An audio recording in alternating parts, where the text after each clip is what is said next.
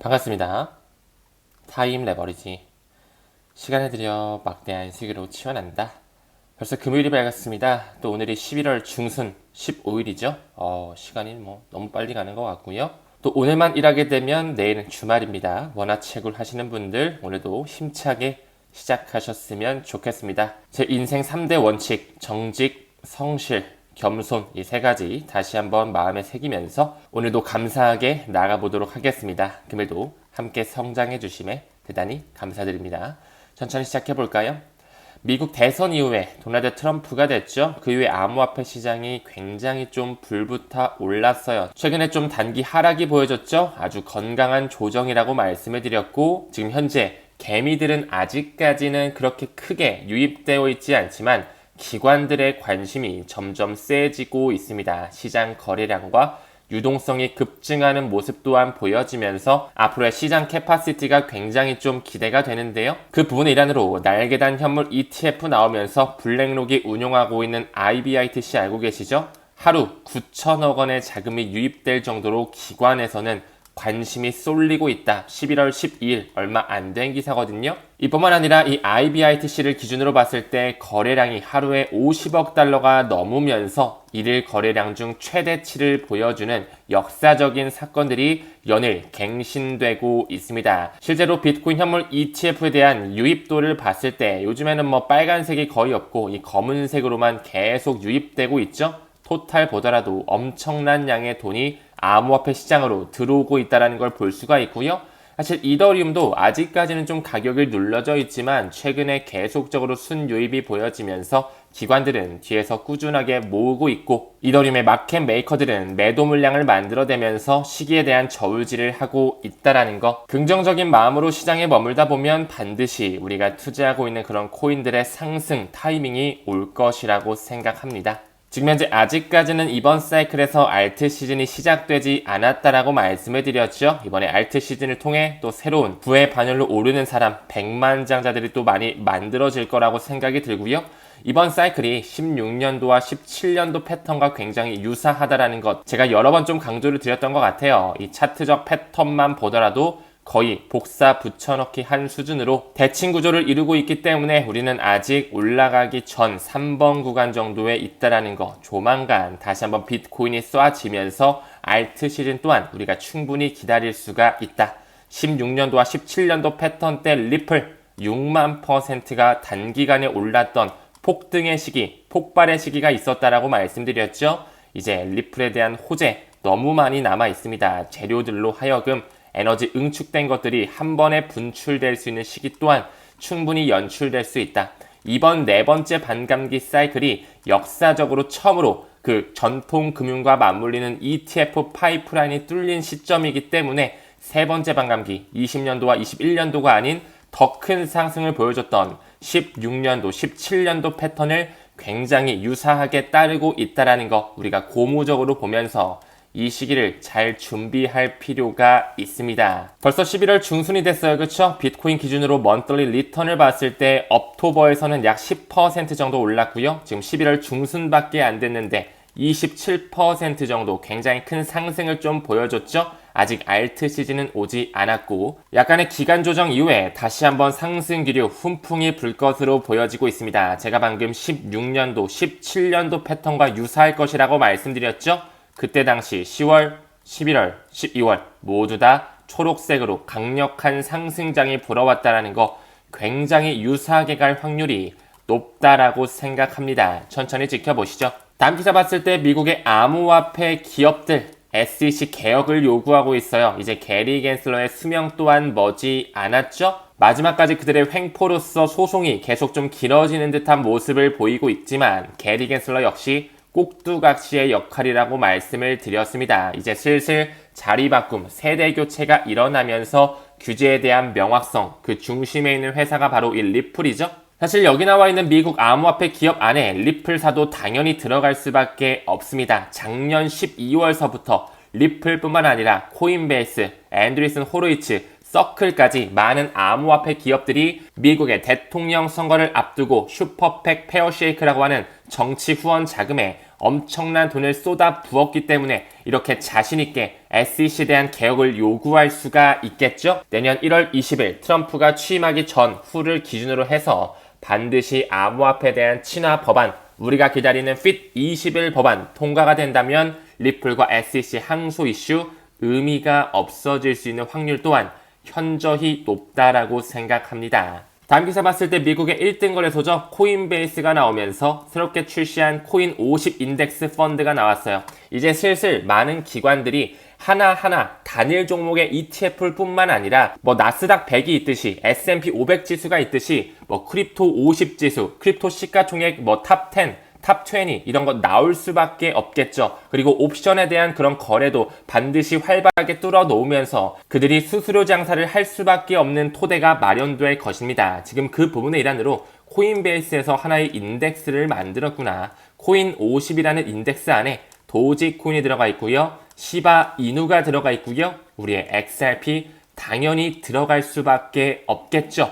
끝까지 살아남을 수밖에 없는 코인들, 이 50 인덱스 안에 편입될 수밖에 없다라는 거. 최근에 미국의 대형거래소 로빈후드에서도 솔라나뿐만 아니라 여기 페페도 보이고요. 에이다뿐만 아니라 또 XRP를 역시나 리스트업 시키면서 거래가 활발히 이루어질 수 있도록 기반이 마련됐다라는 거. 움직임이 점점 느껴지시나요? 올해 초에 그레이스케일의 라지캡 펀드에도 리플이 3년 만에 재편입됐다라고 말씀을 드렸고 이제 단일 종목 트러스트까지 발표가 됐다라는 거. 뿐만 아니라 세계 최대 파생상품 거래소 CME에서도 리플을 인덱스로 추가했다라는 것 말씀을 드렸죠. ETF 또한 정해진 수순입니다. 시간을 들인다면 블랙록의 움직임으로써 리플에 대한 채택, 규제의 명확성과 기관이 리플을 직접적으로 사들일 수 있는 통로가 뚫리면서 큰 폭발의 시기와 맞물릴 것이라고 생각을 합니다. 이 로빈후드의 리스트업 목록을 다시 한번 좀 봤을 때 솔라나라든지 XRP, 카르다노, 에이다 얘네들은 워낙 시가총액이 높기 때문에 이해가 좀 되는데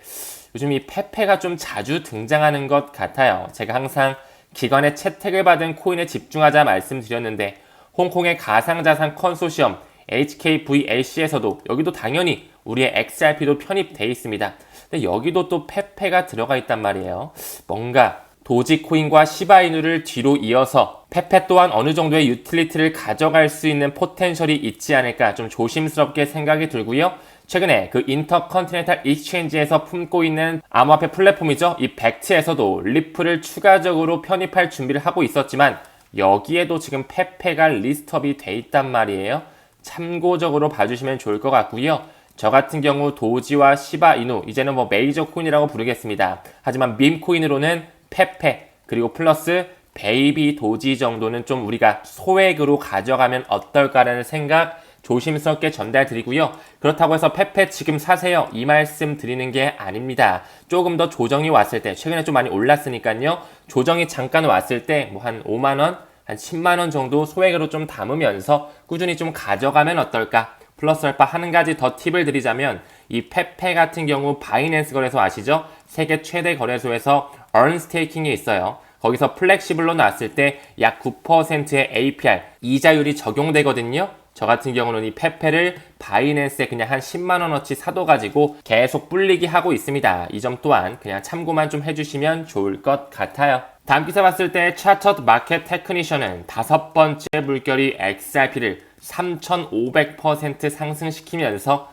$20까지 올릴 수 있다고 말한다. 즉 폭발이 머지 않았다라는 것이겠죠. 그 부분 예란으로 과매수와 과매도 구간을 판단할 수 있는 보조지표죠. RSI 지표 또한 폭발적 상승을 암시하고 있다라고 볼 수가 있고요. 현재 볼린저 밴드의 폭 자체도 굉장히 얄쌍하게 빠져 있다라는 거. 이 6만% 상승할 때와 굉장히 유사한 패턴을 지금 현재 보여주고 있다. 이제 그 총알을 쏘아 올릴 시기가 정말 머지 않았다라고 생각합니다. 그 시기는 누구도 모르겠지만 연준의 움직임 전에는 충분히 나올 것이다. 연준의 움직임 제가 언제나 말씀드렸죠?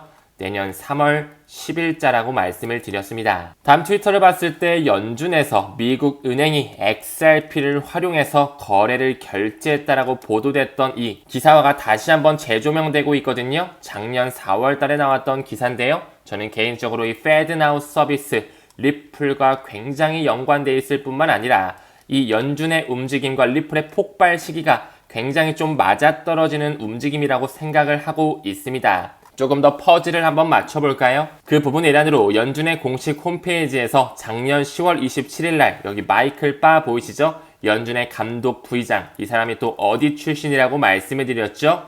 리플의 전 고문이라고 말씀을 드렸습니다. 근데 지금 연준의 부의장으로 있다라는 거 믿겨지시나요? 최근에 트럼프가 브래드 갈링하우스를 만났다? 어떻게 SEC와 항소까지 하고 있는 그 회사와 회동을 가질 수가 있을까요? 뭔가 앞뒤가 안 맞죠? 제가 여기도 써놨는데요. 오바마 정부 때부터 재무부 장관을 했던 로사 리오스가 왜 리플 이사진에 합류했을까요? 그들끼리 C레벨들의 임원진들의 자리 바꿈을 미루어 본다면 미국의 재무부뿐만 아니라 뭐 연준이라든지 SEC라든지 여기 스위프트, IMF, 세계경제포럼 이런 인물들이 다 이런 세계 유수기관에 있다가 어디로 이동한다고요?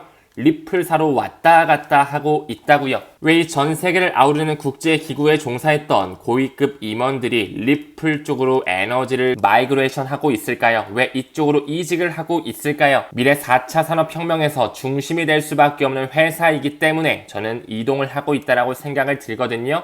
사실 이 마이클 바 같은 경우에 과거 크리스틴 라가르드죠. 2019년 전에는 IMF 총재를 맡았고요. 지금 현재는 유럽중앙은행의 총재를 맡고 있습니다. 리플의 전 어드바이저였던 지금 현재는 연준의 부의장을 맡고 있는 마이클 바가 왜 유럽중앙은행의 총재 이 크리스틴 라가르드와 만남을 가졌는지 이미 그들끼리 미래를 설계해 놨다라고 생각하고 있습니다.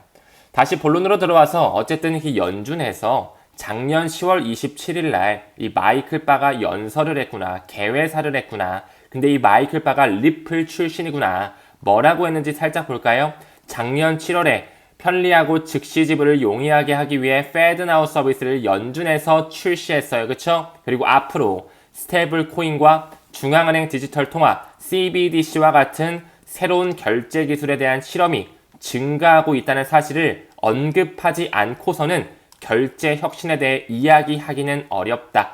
트럼프가 CBDC 반대하면 어떡하냐고요? 이미 연준에서 과거서부터 스테이블 코인 그리고 센트럴 뱅킹 디지털 커런시 이를 받아들일 준비를 해오고 있었다라는 거. 현 IMF 총재 크리스탈리나 게오르기 에바가 말한 것처럼 거스를 수 없는 흐름이라는 것 다시 한번 코어를 잡으셨으면 좋겠습니다. 실제로 연준의 공식 홈페이지에 들어가서 확인하잖아요. 더 페더럴 리저브 7월 20일 작년 7월 20일에 이제 페드 와이어가 아닌 페드 나우 서비스를 새롭게 출시했구나. 구글의 위키피디아에 들어가도 연준에서 이제 예금 기관을 대상으로 개발한 즉시 지불 서비스를 만들었구나. 그게 이름이 페드 나우라는 것이구나. 작년 7월 20일에 출시가 됐구나. 근데 우린 알고 있어요. 이 페드 나우 서비스 보이시죠? 인스턴트 페이먼트 위에 24/7, 24시간, 일주일 내내, 365일 내내 연중 무휴, 끊기지 않고 결제 혁신이 이루어질 수 있다는 거. 이 페드나우 서비스와 같이 가고 있는 서비스 제공 업체들을 미루어 본다면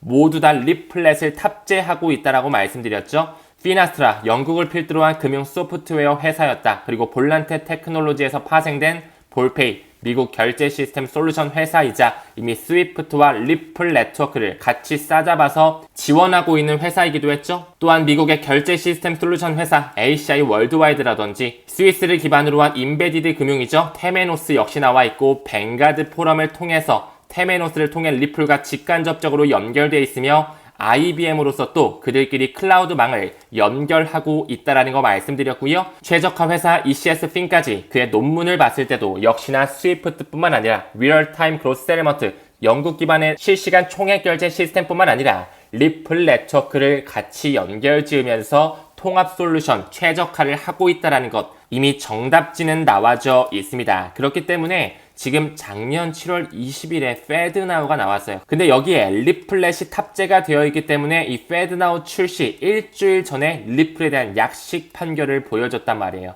미국 시간으로 7월 13일 리플은 증권이 아니다. 30개월 만에 약식 판결이 일어나면서 1000원 중반대까지 잠깐 크게 갔었죠. 그렇기 때문에 연준의 움직임과 리플의 폭발 시기가 뭔가 퍼즐처럼 좀 연동돼 있다는 느낌을 그때 좀 받을 수 있었고요. 한 번 더 나가서 이 연준의 부의장 마이클 바 연설을 다시 한번 좀 봤을 때 2020년도부터 G20 정부는 이 국정 간 결제를 좀 새롭게 바꾸자, 개선하자 이 로드맵을 승인하고 있고요.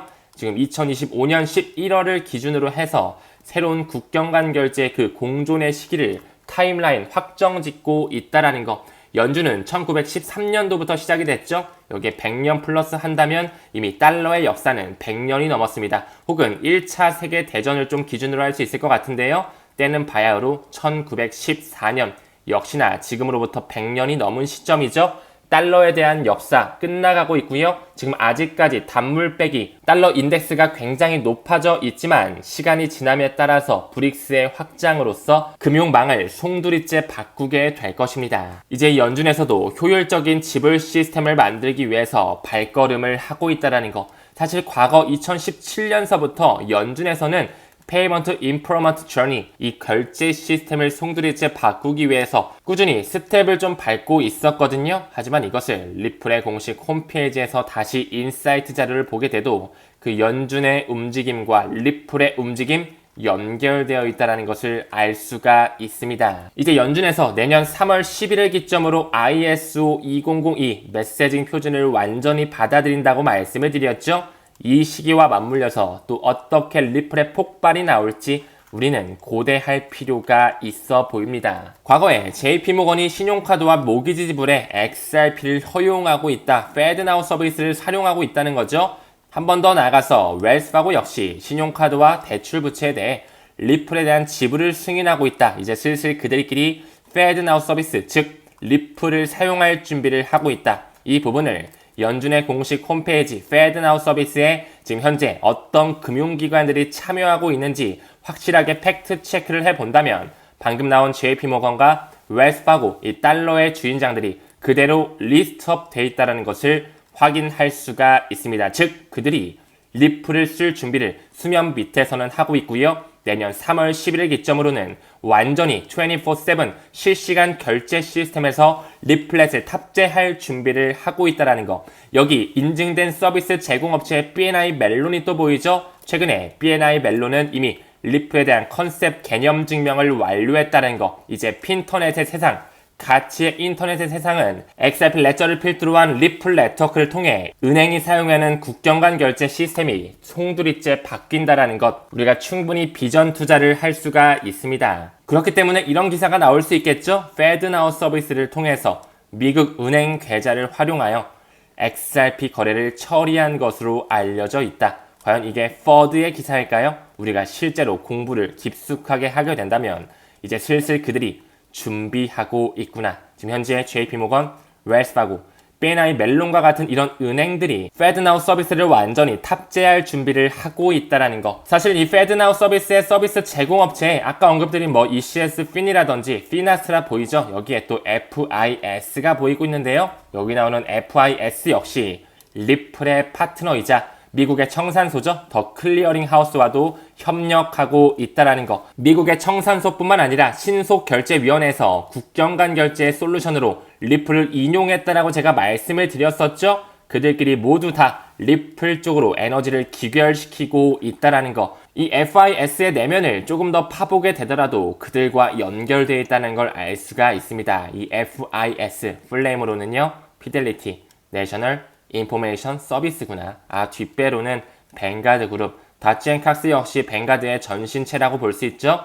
블랙록의 자금이 들어가 있구나. 그들끼리의 연결고리, 그리고 하나 더 나아가서 FIS, 이제 기업용 결제가 evolving, 진화되고 있습니다. 결론을 보여주고 있네요. 리플렛을 암시하면서 리플렛을 통해 블록체인 기반 기술을 사용하면서 저렴한 실시간 결제 지원이 가능하다라는 거. 이 FIS와 리플의 블록체인 기반 통합 솔루션은 고객의 비즈니스에서 다음과 같은 용도로 사용된다. 국경 간 송금에서 송두리째 바꿀 수 있는 하나의 솔루션, 리플렛과 스위프트가 이미 BIS의 공식 문서에 공존하고 있다라는 거. 정답지를 여러 개 찾을 수가 있습니다. 마지막으로 하나 더 가볼까요? 여기에 JP모건이라든지 웰스파고, B&I 멜론, 이제 여기에 골드만삭스도 들어올 것이고요. 뱅크 오브 아메리카와 같은 그런 미국의 모든 금권 세력들이 들어올 수밖에 없겠죠.